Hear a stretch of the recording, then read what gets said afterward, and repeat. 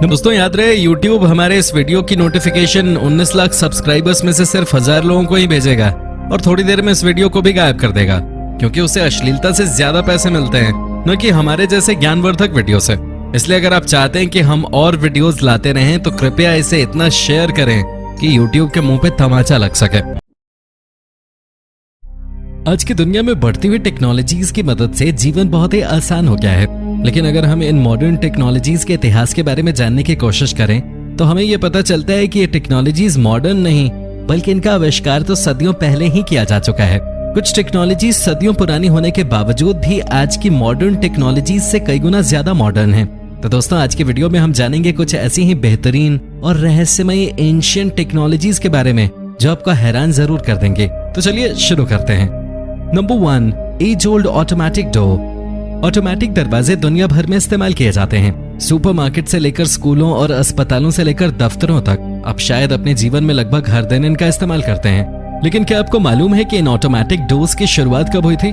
दोस्तों आपको ये जानकर हैरानी हो सकती है कि ये ऑटोमेटिक दरवाजे वास्तव में प्राचीन ग्रीस में ओरिजिनेट हुए थे। मशहूर Greek mathematician Heron of Alexandria ने रस्सियों और पुले की एक सीरीज की मदद से एक ऑटोमेटिक डोर सिस्टम का आविष्कार किया था।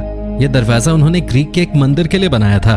मंदिर में दरवाजे का खुद ब खुद खुलना एक अच्छा संकेत भी माना जाता था। इसमें पानी को आग से गर्म किया जाता था और कंटेनर में पंप किया जाता था जो ऑपरेटिंग सिस्टम को एक्टिवेट करता था। Number 2, Greek fire. Greek fire दरअसल बाइजेंटाइन एम्पायर द्वारा इस्तेमाल किया जाने वाला एक हथियार था और ये कोई मामूली हथियार नहीं है बल्कि ये आग फेंकने वाली एक विनाशकारी मशीन थी। ग्रीक फायर को आज के समय में बनाना बहुत मुश्किल है क्योंकि इसको बनाने का फॉर्मूला हम आज तक नहीं समझ पाए हैं। बाइजेंटाइन साम्राज्य इसका इस्तेमाल अपने दुश्मनों से बचाव के लिए करता था। उन लोगों ने इस 7th सेंचुरी वेपन का इस्तेमाल सालों तक अरब के आक्रमण को रोकने के लिए किया था, खासकर समुद्र में। जी हाँ दोस्तों, यह हथियार समुद्र में भी आग लगा सकता था। हालांकि ग्रीक फायर पहला आग लगाने वाला हथियार नहीं था, लेकिन यह ऐतिहासिक रूप से बहुत महत्वपूर्ण था।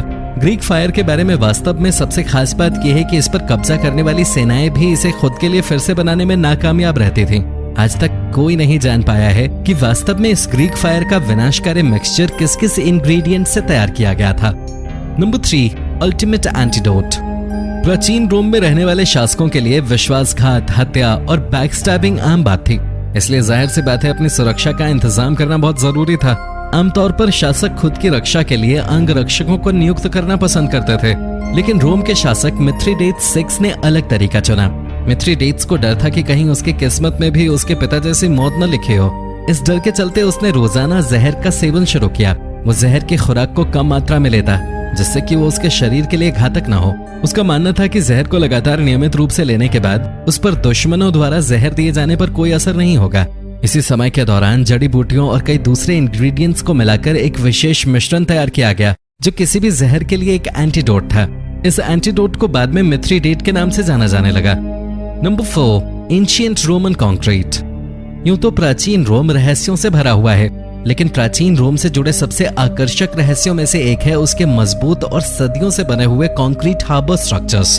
2000 वर्षों से समुद्र की लहरों से घिरे हुए ये स्ट्रक्चर्स अभी भी मजबूती से खड़े हैं। आज की मॉडर्न कंक्रीट की तुलना में रोमन कंक्रीट न केवल अधिक टिकाऊ है बल्कि ये वास्तव में समय के साथ मजबूत होता जाता है। रिसर्चर्स के अनुसार रोमन कंक्रीट चूने और ज्वालामुखी चट्टान को मिलाकर बनाया गया। पानी के नीचे स्ट्रक्चर्स के निर्माण के लिए इस मोर्टार और ज्वालामुखी टफ के मिक्सचर को वुडन फॉर्म्स में पैक कर दिया जाता था। इसके बाद समुद्र के पानी और इस मिक्सचर के बीच केमिकल रिएक्शन शुरू हो जाता था। इस रिएक्शन का प्रोडक्ट बनता था कैल्शियम, एल्यूमिनियम, सिलिकेट और हाइड्रेट, जो कि बहुत स्ट्रॉन्ग बॉन्ड होता है। इसकी तुलना में पोर्टलैंड सीमेंट जो कि मॉडर्न कंक्रीट है ज्यादा मजबूत बॉन्ड नहीं फॉर्म करती है। Number 5, Damascus steel. Damascus steel जैसा कि इसके नाम से ही पता चल रहा है एक प्रकार का स्टील था। स्टील का नाम सीरिया के एक शहर डमास्कस के नाम पर रखा गया है। इसका इस्तेमाल तलवार या तेज धार वाले हथियार बनाने के लिए किया जाता था। यह स्टील भारत से इंपोर्ट की जाने वाली वुड स्टील की मदद से बनाया जाता था। इन तलवारों का मेन फीचर यह है कि इनमें बैंडलिंग और मॉटलिंग के पैटर्न्स दिखाई देते हैं जो बहते हुए पानी जैसे लगते हैं। इस स्टील से बनी तलवार बहुत ही सख्त और तेज धार वाली होती है। डमास्कस स्टील के प्रोडक्शन का ओरिजिनल मेथड इतिहास के पन्नों में कहीं गुम हो गया है, इसलिए वर्तमान में इस स्टील को बनाना बहुत ही पेचीदा काम है। इसके बावजूद कई व्यक्तियों ने दावा किया है कि उन्होंने डमास्कस स्टील को बनाने का ओरिजिनल फॉर्मूला ढूंढ निकाला है।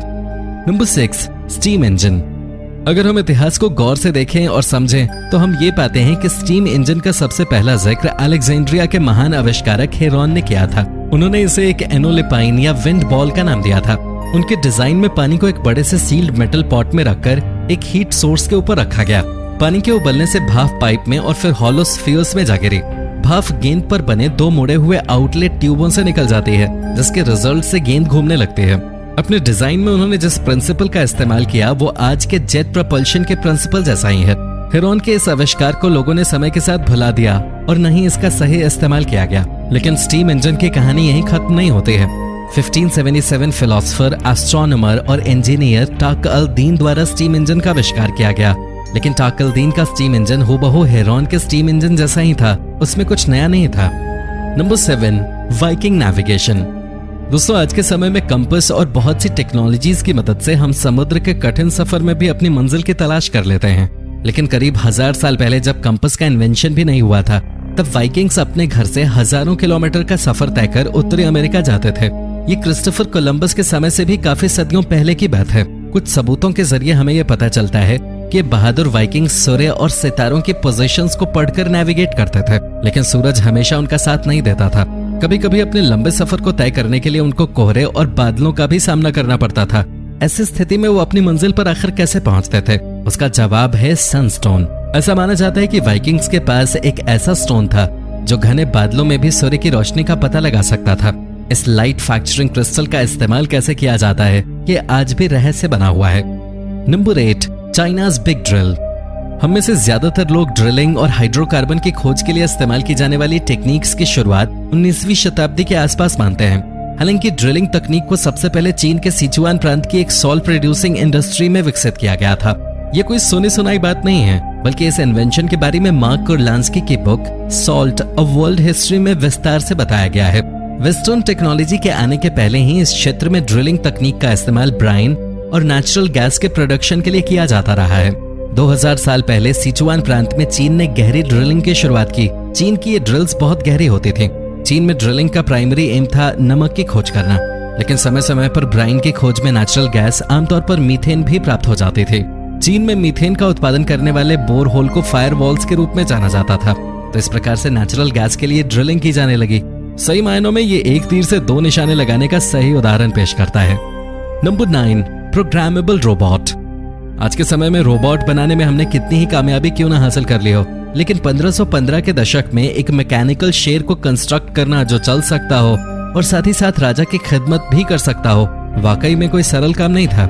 लेकिन लियोनार्डो जैसे जीनियस ने ये मुश्किल काम भी कर दिखाया था। उस समय में एक प्रोग्रामेबल रोबोट का बनना बहुत बड़ी उपलब्धि थी। इसके बावजूद भी लियोनार्डो की ये कामयाबी 2000 तक एक रहस्य ही बनी रही। लेकिन अमेरिकी रोबोटिक्स विशेषज्ञ मार्क रोमिस लियोनार्डो के इस इन्वेंशन को दुनिया के सामने लेकर आए। लियोनार्डो की मशहूर किताब द विंचीज कोड अटलांटिक्स के नोट्स और ड्राइंग के कुछ टुकड़ों को स्टडी कर रोशिम ने बताया कि रोबोटिक शेर क्लॉकवर्क कार्ट मैकेनिज्म से चलता था। इस डिजाइन में शेर के आर्म्स के जरिए उसके मूवमेंट को कंट्रोल किया जाता था। लेकिन द विंची का ये रोबोट इतिहास का पहला रोबोट नहीं था। समय में और पीछे जाने पर पता चलता है कि 13वीं शताब्दी के इंजीनियर इब्र इस्माइल इब्र अल रजाज अल जजारी द्वारा बगदाद में बनाए गए एक प्रोग्रामेबल रोबोट के प्रमाण मिले हैं। उन्होंने प्रोग्रामेबल रोबोट के रूप में म्यूजिशियंस का ग्रुप बनाया था जो कि बड़े और मशहूर लोगों को एंटरटेन करते थे। Number 10, ancient calendar. करीब 2004 में नेशनल ट्रस्ट फॉर स्कॉटलैंड द्वारा एंशिएंट साइट पर खुदाई की गई। इस खुदाई से हमें मिला एक कैलेंडर। जी हाँ दोस्तों, एक कैलेंडर, लेकिन ये कोई आम कैलेंडर नहीं है। ये कैलेंडर सिस्टम लगभग 10,000 साल पुराना है और इस वजह से ये दुनिया में खोजा गया अब तक का सबसे पुराना कैलेंडर है। वॉरेनफील्ड क्रैट्स एबरडीनशायर में 12 गड्ढों की एक 50 मीटर लंबी रो मिली है जो स्टोन एज ब्रिटन्स द्वारा बनाई गई थी और जिनका इस्तेमाल लगभग 8000 बीसी से 4000 बीसी के बीच किया गया था। रहस्यों और बेहतरीन टेक्नोलॉजी से जुड़ी ये डिस्कवरीज हमें एक बार फिर से दिखाती हैं हमारे पूर्वज इतने भी प्रिमिटिव नहीं थे जैसा कि हिस्ट्री की किताब हमें बताती है। तो दोस्तों, ये था आज का वीडियो। पसंद आया हो तो इसे लाइक और शेयर कर देना और अगर आप हमारे चैनल पे नए हो तो इसे सब्सक्राइब करना मत भूलना। धन्यवाद।